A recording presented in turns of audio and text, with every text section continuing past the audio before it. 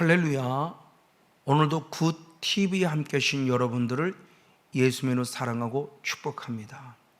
하나님께서는 우리들을 죄로부터 구원해 주시고 구원받은 우리로부터 예배를 받길 원하실 때 영과 진리로 예배를 받길 원하신다고 요한복음 4장 24절에 말씀하고 있습니다. 이렇게 하나님께 영광의 예배를 돌림에 있어서 크게 예배 요소를 두 가지로 살펴볼 수 있으니, 가장 먼저는 감사를 올려드리는 예배, 기도를 통해서 감사, 그리고 찬송을 통해서 감사, 그리고 예물을 통해서 감사를 올려드렸으면 이제 그 찬양과 기도와 예물을 받으신 하나님이 말씀으로 응답해 주신, 말씀을 받는 요소가 있어야 한다는 것을 우리는 성경을 통해 살펴볼 수 있습니다.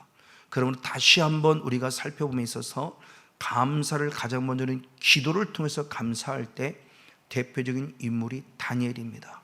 그래서 다니엘은 다니엘서 6장 10절 말씀에 어인이 찍힌 것을 알고도, 즉 죽을 줄 알고도 그는 예루살렘을 향하여 전에 행하던 대로 하루에 3번씩 기도하고 하나님께 감사하였더라. 아멘. 죽을 줄 알고도 감사하는 예배를 멈추지 않았다는 사실입니다. 바로 이 사실을 통해서 다니엘서 6장 23절의 말씀에 하나님을 믿는 믿음으로 말미암아 사자굴 속에 들어 하나도 다치지 않았다, 조금도 몸에 상을 입지 않았다라고 말씀함을 통해서 감사 기도가 얼마나 큰 힘을 발휘하는 줄을 또한 알 수 있게 됩니다. 그런 건 반면에 두 번째로서는 찬송을 통해서 감사를 올려드림을 성경에 말씀하고 있습니다. 이에 역대하 20장 21절 말씀에 여호사밧 왕은 노래하는 자, 찬송하는 자를 앞세웠고 그 찬송을 통해서 하나님께 감사하다라고 하는 사실을 고백했고, 그 고백을 통해서 역대하 20장 22절 말씀에 노래와 찬송이 시작될 때 하나님의 복병들을 두셨고, 그래서 모압과 암몬과 세일산 사람을 쳐서 죄를 이겼다는 말씀을 통해서 찬양의 힘, 기도의 힘을 살펴볼 수 있게 됩니다. 신약시대의 바울 역시도 사도행전 16장 25절의 말씀에 억울하게 감옥에 갇혔지만 하나님께 찬송했다고 말하며 모든 사람이 들었음을 고백합니다. 그때 그 열매가 있었으니 사도행전 16장 26절 말씀에 바울의 인생에 찾고만 풀려진 것이 아니라 그 감사의 찬송을 듣는 그 감옥에 있던 모든 죄술도 다 풀어지는 은혜가 있었으니, 나 한 사람이 살 때 누군가를 살릴 수 있으니 기도의 힘 더불어 찬송의 힘을 감사를 통해서 살펴볼 수 있게 됩니다. 그리고 세 번째로서는 하나님이 우리에게 주신 물질을 통해서 예물로 승화하는, 예물을 통한 감사가 있음을 또한 성경은 말씀해 주고 있습니다. 특별히 히스기야 왕이 역대하 29장 31절 말씀에 너희는 몸을 깨끗하게 하여 여호와께 드렸으니 이제 마땅히 감사 제물을 통해서 하나님께 영광 돌리는 아주 귀한 사건이 기록되어 있습니다. 맞습니다. 하나님이 내게 주신 것이에요. 그래서 이에 다윗이 솔로몬 아들 솔로몬을 통해 성전을 짓게 하기 위해서 성전을 짓는 것을 준비함에 있어서 역대상 29장 14절의 말씀에 하나님이 내게 주신 것으로 다시 주님 앞에 드린다고 고백함에 있어서 즐거움으로 드릴 수 있도록 하시니 감사합니다 말하며 감사의 예물을 하나님께 올려드림을 살펴볼 수 있습니다. 이렇게 감사의 예물을 드릴 때 이 예물을 어떻게 마시냐, 즐거이 드린 자를 받는다고 말하니, 다윗이 이렇게 드렸을 때 출애굽기 25장 2절 말씀에 즐거운 마음으로 드리는 자의 예물을 받아라 라는 말씀을 통해서 하나님이 우리의 예물을 기뻐 받으심에 있어서 즐거움으로 드린 예물이었습니다. 그러면 기도도 감사가 있고, 그리고 찬송도 감사가 있고, 예물도 감사해서 올려드릴 때 주님 반드시 기도를 들으시고 찬송을 받으시고 영적인 역사를 이루어내며 예물도 받으시고 우리 지금도 끊임없이 축복하심을 믿습니다. 자, 그럼 이렇게 하나님께 영광의 예배를 올려드렸으면 이제는 무엇 해야 되느냐? 앞에도 말씀드렸지, 이제는 말씀을 받는 자가 되어야 됩니다. 그래서 신명기 33장 3절 말씀에 구약시대는 믿음의 선조들이 하나님의 말씀을 받았다고 표현합니다. 많은 성도들이 주님의 발 앞에 무릎 꿇어 주님 말씀을 받았다고 표현하며 우리가 하나님의 말씀을 받는 영성이 필요함을 분명히 말씀하고 있어요. 드렸으면 이제 받아야 돼요. 이렇게 말씀을 받는 자가 누구냐? 옥토입니다. 그래서 먼저 마가복음 4장 20절의 말씀에 좋은 땅에 뿌렸다는 것은 뭐냐? 말씀을 듣고 말씀을 받은 자로서 30배, 60배, 100배의 열매를 맺는 자임을 성경은 말하고 있어요. 그래서 이 옥토가 결국 누구냐는 겁니다. 그걸 똑같은 병행 구절인 누가복음 8장 15절의 말씀에서는 그 착하고 좋은 마음을 가진 자가 말씀을 듣고 말씀을 받을 수 있다고 말해요. 그럼 착하고 좋은 마음은 어떻게 생겨지느냐? 그냥 내게 있는 것이 아니죠.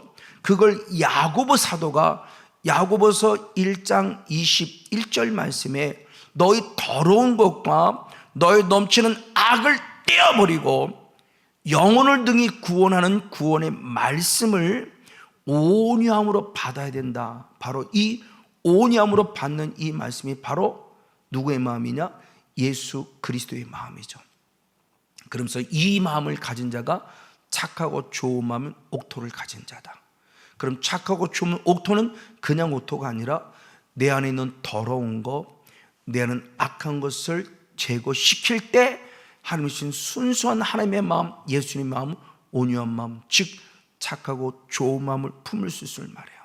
이렇게 착하고 좋은 마음을 품을 때 하나님이 내 눈을 열어주시고 귀를 열어주시고 그리고 마음을 열어서 말씀을 보고 듣고 깨닫게 하시죠.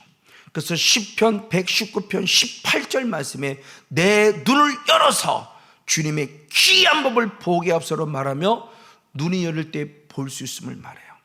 이런 대표적인 인물이 바로 사도 바울이죠.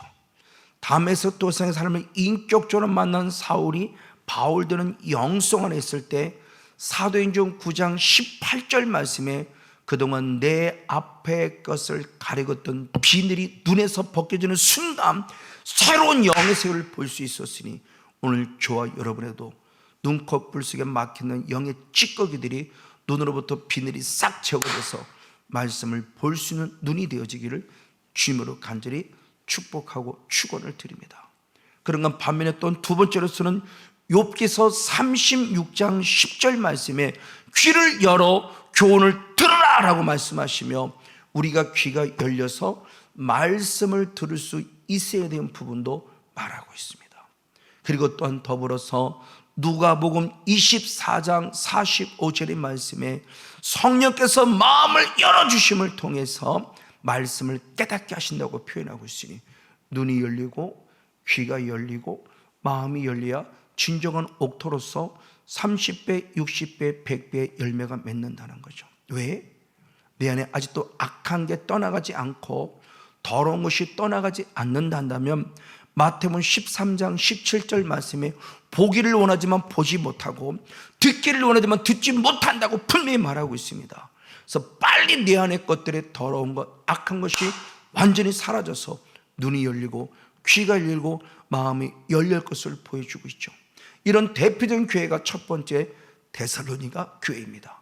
그래서 데살로니가 전서 2장 13절의 말씀에 데살로니가 교회 성도들은 하나님의 말씀을 받음에 있어서 사람의 말로 받지 아니하고 하나님의 말씀으로 받았다라고 표현해주는 아주 훌륭한 교회였음을, 그래서 그 말씀을 받을 때 믿는 자에 따른 역사를 통해서 데살로니가 교회는 멋지게 승리하는 교회였음을 밝히 보여줍니다. 그런 반면에 또 더 좋은 교회가 있었으니 바로 베레아 교회입니다. 그래서 사도행전 17장 11절 말씀에 베레아 교회 성도들은 데살로니가 교회 성도들보다 더 신사적이다. 그럴 때 그 신사적인 원어를 직역하지 말고 의미를 한번 살피면 마음이 더 열려있는 성도들이다. 그래서 말씀을 더 깊이 간절한 가운데 받을 뿐만 아니라 아멘, 더 나아가 날마다 그 말씀이 그런 거에 상고하고 묵상하는 데살로니가 교회 성도보다 한 단계 나아진 성도의 삶이 베레아 교회 성도를 통해서 있었음을 살펴볼 수 있습니다. 맞습니다. 우리는 이 은혜 안에 살아가는 거예요. 그래서 눈이 열리고 귀가 열리고 마음이 열려서 이제는 길가밭이 제거되어지고 돌짝밭이 제거되어지고 가시밭이 되어 옥토가 될 때 착하고 좋은 마음인 예수의 마음인 온유한 마음을 통해서 하나님께 영광을 돌려서 보고 싶을 때 볼 수 있고 듣고 싶을 때 들을 수 있고 깨닫고 싶을 때 깨달을 수 있는 자가 되어져서 30배, 60배, 100배 열매를 맺는다고 성경이 말씀하고 있다는 사실에 우리 모두 같이 동일한 은혜를 공급받기를 예수님으로 간절히 축복하고 축원을 드립니다. 그럼 이렇게 하나님이 주신 이 말씀을 이게 무엇이냐고 했을 때 성경은 이 말씀을 언약이라고 표현합니다. 하나님이 내게 주신 말씀을 언약이라고 표현할 때 그 언약의 가장 핵심적인 말씀이 뭐냐? 십계명입니다. 그래서 십계명의 말씀은 들려주시고 너무너무 중요하기에 복음의 핵심이기에 이 말씀을 친히 기록했다고 그러죠. 그래서 신명기 4장 13절 말씀에 이 언약을 너에게 선포하고 지키라 명하셨으며 그리고 십계명인 이 말씀을 두 돌판에 친히 쓰셨다고 말씀하며 들려준 말씀을 영원히 잊지 말라고 하나님이 친히 기록되어진 말씀을 우리에게 주신 십계명, 영적인 돌판, 이것이 우리들의 모습이 되어지도록. 그래서 주님 말씀하셨을 때 고린도후서 3장 3절의 말씀에 우리의 마음이 그리스도의 편지가 되어야 된다. 우리의 마음판에 하나님의 친히 쓰신 말씀이 새겨진 자가 돼서 그리스도의 편지가 되어 나도 살고 더 많은 영혼도 살려야 한다는 사실을 성경이 친히 말씀해 주고 있어요. 맞아요. 이것을 바로 예수님이 친히 실천하셨으니 요한복음 12장 50절 말씀에 아버지로부터 명령을 들으셨고 그 명령이 영생인 줄 알기에 들은 말씀 그대로 전하셨어요. 즉 예수님의 마음판에 하나님의 말씀, 그 마음판의 말씀을 새겼고 새겨진 말씀을 그대로 전함으로 말미암아 예수님이 살아있는 영의 말씀을 증거하셨고 듣는 우리도 살려냈음을 성경이 분명히 기록하고 있죠. 맞습니다. 그 말씀이 언약 곧 명령입니다. 그 말씀을 또한 실제로 실천하는 사람이 누구냐? 고넬료입니다. 그런 사도행전 10장 33절의 말씀에 하나님께서 당신에게 즉 베드로에게 주신 명령을 듣고자 아멘 지금 하나님 앞에 있다고 말하며 하나님 말씀을 들을 수 있는 영적인 자세가 어떠한지를 우리에게 분명히 보여주고 있습니다. 너무 위대한 말씀이고 복 있는 말씀이고 은혜 있는 말씀이고 능력의 말씀이야. 그럼 우리도 지금 말씀을 대하는 자세가 어떤 자세냐? 하나님께서 우리 목회자를 통해서 목회자에게 주신 명령, 그 명령은 내게도 주시는 명령이기에 그 명령을 듣고자 사람 앞에 있음이 아니라 하나님 앞에 무릎 꿇는 영성으로 들을 때 하나님의 놀라운 축복이신 어떤 축복을 주시는가? 사도행 10장 44절의 말씀에 베드로가 이르는 그 말을 듣는 순간 성령 충만 받았다고 성경에 기록해요. 맞아요. 말씀만 듣고도 성령 받는 사실이 성경에 기록되어 있다는 사실입니다. 우린 그동안 대한민국은 특별히 오순절의 영향력을 많이 받아서 사도행 1장과 2장의 사건의 핵심을 통해서 막 부지런히 구하고 막 부르짖어 기도해서 성령 받는다고는 기도를 통해서 성령 받는 원리를 많이 적용했으나 성경은 기도로만 성령 받음이 아니라 말씀을 잘 듣고도 성령 받음에도 분명히 기록하고 있습니다. 여러분, 저 여러분도 말씀만 잘 듣고도 성령 받기를 원합니다. 그럼 왜 말씀을 성령을 받느냐? 지난주에 말씀에 전했죠. 말씀을 주신 하나님의 영이고 그 말씀을 기록하신 성령님이 영이시고 그리고 그 말씀을 이루러 말씀의 육체로 오신 예수님이 영이셨다고 육체로 오셨기에 말씀만 잘 듣고도 영의 본질이니 우리의 영적인 주님, 우리가 분명히 성령을 충만히 받을 수 있다는 사실을 성경에 기록하겠다는 사실이죠. 그럼 더 중요한 모습이 이렇게 성령을 선물로 받아서 때 그 성령이라는 존재가, 그 말씀이라는 존재가 우리에게 어떻게 다가오라는 부분이죠. 대표적으로 성경에서 주로 많이 사용된 단어가 성령이라는 단어를 불이라고 하는 단어로 표현되어 있음을 우리는 너무나 잘 알고 있습니다. 마태복음 3장 11절 말씀에 세례 요한이 직접 말씀할 때 내 뒤에 오시는 나보다 훨씬 능력이 많으시니 나는 그의 신을 들기도 감당치 못하나. 왜? 그분은 성령과 불로 나에게 세례를 주노라 그래요. 그때 성령과 불이라고 했을 때 그 원어가 성령 따로 그리고 불 이렇게도 해석할 수 있지만 그 원어가 성령 즉 불로라고 하는 의미로도 해석이 될 수 있기 때문에 성령이 곧 불이구나. 그래서 우리는 성령의 불 이런 단어를 많이 사용하죠.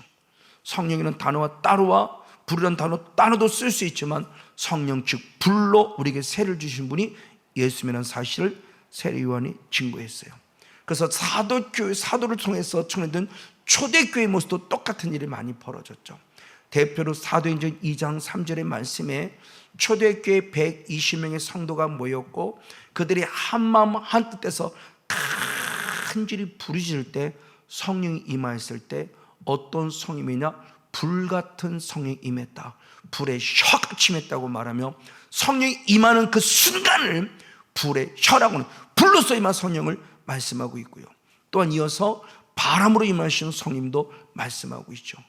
어쨌든 오늘 본문 중심은 불이라는 그런 말씀의 능력을 우리가 살펴볼 원하기 때문에 성령님은 불로 오셨다는 것을 정확하게 알 수 있습니다.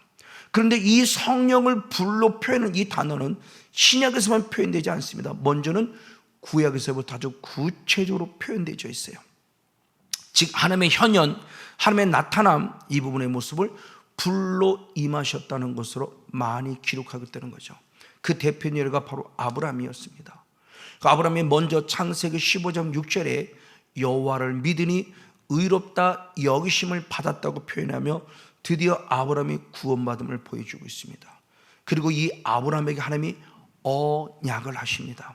어떤 언약을 하시냐? 창세기 15장 13절과 16절의 말씀에 너는 이방의 객이 될 것이다.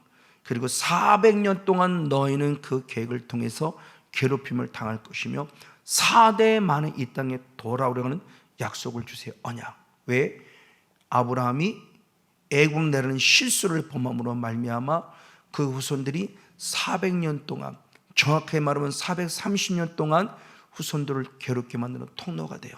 우리가 어떻게 살아갈 것인가, 조상인 내가 어떻게 살아갈 것인가를 구체로 우리가 한번 돌아보지 않을 수 없습니다. 맞습니다. 이렇게 약속했는데 이 약속의 실제임을 증명하려고 창세기 15장 9절과 10절 말씀에 보면은 3년 된 암소와 3년 된 암염소와 3년 된 수양을 취했고 그 취해서 그들을 죽여 그들을 완전히 쩍 하고 갈라놓았고 그 쪼개진 사이로 무엇인가 주님의 약속을 할 때 그것이 햇불인가를 지나감을 약속하는 사건이 기록되어 있어요. 그래서 창세기 15장 17절 말씀에 그 약속이 언약의 실제이고 반드시 는 확신을 주려고 그 쪼개진 가운데서 햇불이 지나갔다 그래요. 그 햇불은 물론 하나님을 말합니다. 하나님이 친히 그 약속을 증명하고 그 약속이 진짜임을 이루어내겠다는 약속의 모습을 보여주고 있는 거예요. 그리고 드디어 430년 만에 주님이 그 약속을 이루어내시죠. 그래서 430년 만에 이제 사대라는 사건을 통해서 돌아오게 했을 때 출애굽기 3장 2절 말씀, 하나님은 바로 모세를 호렙산에 시내산에 부르고 떨기나무 가운데 불로 역사한다고 성경이 분명히 기록해요. 근데 그 불이 타지 않아요. 이건 자연스럽게 우리가 생각하는 그 불이 아니라는 것이죠. 즉 그 불은 곧 하나님의 현현입니다.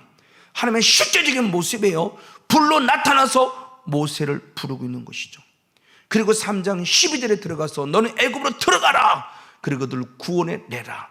그리고 이 산에 나를 섬기라고 말하며 그들 구원의 목적까지 정확히 알려주죠. 맞습니다. 그리고 이스라엘 백성을 드디어 애굽에서 구원해냅니다. 그리고 드디어 출애굽기 19장에 들어와 다시 한 번 더 주님이 현현하십니다. 20장에서 10계명은 하나님의 거룩한 말씀, 언약, 이 명령을 주시기 위해서 19장에 친히 나타났으니 어떻게 나타났는가? 출애굽기 19장 18절 말씀에 여호와께서 불 가운데서 거기 강림하셨더라. 시내산에 강림하는데 어떻게? 불로서 임하셨다고 그래요. 그러니까 하나님의 현현, 하나님의 그 모습 자체가 불로 임하셨음을 이게 분명히 보여주고 있습니다. 자, 이 사실을 이스라엘 백성들도 봅니다.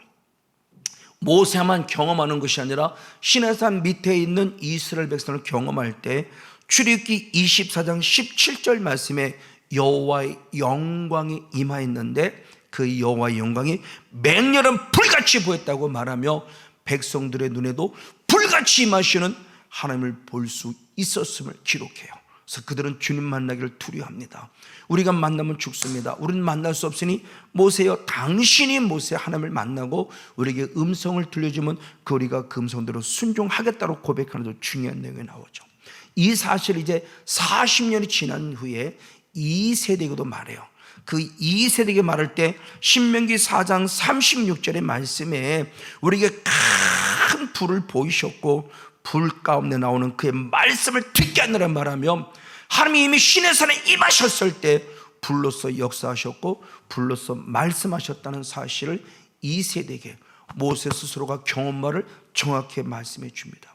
그리고 더 나아가 신명기 5장 22절의 말씀에 이 모든 말씀을 산 위 불 가운데 구름 가운데 흑암 가운데서 하나님의 직접 우리에게 하신 말씀이었고 이걸 두 돌판에 새기셨다고 말하며 아까 앞절의 말씀을 나누고 한 번 더 확증시켜 줍니다. 이 세대에게도 하나님께서 불러오셨다, 하나님께서 불러오셨다는 거죠. 자, 이걸 모세는 이제 마지막 자기가 죽기 전에 앞서서 신명기 30세는 주님을 찬양합니다. 주님을 찬양할 때 중요한 찬양 올려드리니 신명기 33장 2절 말씀에 성령님께서 말씀을, 하나님께서 말씀을 오셨는데, 우리 강림하셨는데 불같은 율법을 가지고 오셨다고 표현해요. 그 율법이 불이라고 표현됐습니다. 하나님의 임재가 불이었고 주님의 나타나심이 불인데 그 불로 오실 때 뭘 갖고 오시냐? 율법. 핵심적인 모습은 10계명이라는 율법을 갖고 오셨는데 불같은 율법을 오셨다고 성경이 분명히 말해요. 맞습니다. 이와 같이 하나님은 우리에게 불로서 당신을 많이 나타내셨어요. 그래서 예레미야 선지자를 통해 말했을 때 예레미야 23장 29절 말씀에 내 말이 불같이 아니하냐라는 말씀을 통해서 예레미야를 깨우죠. 그래서 예레미야는 복음을 전하면서 많이 답답하고 회개에 돌아오는 그들을 안타까움을 여겼을 때 좌절하고 낭망했었어요. 그러나 좌절하고 낭망할 때 하면 다시 예레미야 일으켜 세웠으니 어떻게? 예레미야 20장 9절 말씀에 나의 중심이 불붙는 것 같아 견딜 수 없어 내가 또 복음을 전한다고 말하며 불의 말씀을 힘입어서 새 힘을 공급받고 전하는 모습을 보여줘요. 신약에도 마찬가지죠. 실망과 좌절을 통해서 엠마오로 내려가던 두 제자가 예수님을 인격적으로 만나는 순간 지금까지 내게 전해진 그 예수의 말씀이 내 가슴을 뜨겁게 했다고 그래요. 그래서 누가복음 24장 32절의 말씀에 성경을 풀어줄 때 내 마음이 뜨겁지 않다나 말하며 다시 한번 새 힘을 공급받고 벌떡 일어서 하나님께 나가 영광 돌리는 모습을 보여줍니다. 이외에 저와 여러분은 에베소 1장 13절의 말씀을 통해서 진리의 말씀, 구원의 복음을 들어 반드시 성령 충만받기를 축복하고 그리고 14절 말씀에 하나님의 영광을 찬미하는 그런 예배 성공자가 되어야 합니다. 이에 바울은 결론으로 말했습니다. 골로새서 3장 16절 말씀이 내게 풍성함에 아멘 할렐루야 시와 찬미와 신령한 노래로 그리고 마음에 감사하여 하나님을 찬양했다는 예배의 성공자의 모습을 보여주는 거죠. 이제 저와 여러분도 감사를 올려드릴게 겸손히 무릎 꿇고 말씀을 받으며 말씀을 들을 때 불로 임하시는 말씀 가슴이 뜨거워져서 예레미야처럼 견딜 수 없고 엠마로 내려간 두처럼 견딜 수 없어 다시 올라가 복음을 증거하는 증인 되어지며 내 삶에서 찬양과 기도와 감사가 넘치는 예배 성공자 우리 모두가 되어지기를 예수님의 이름으로 간절히 축복하고 축원을 드립니다.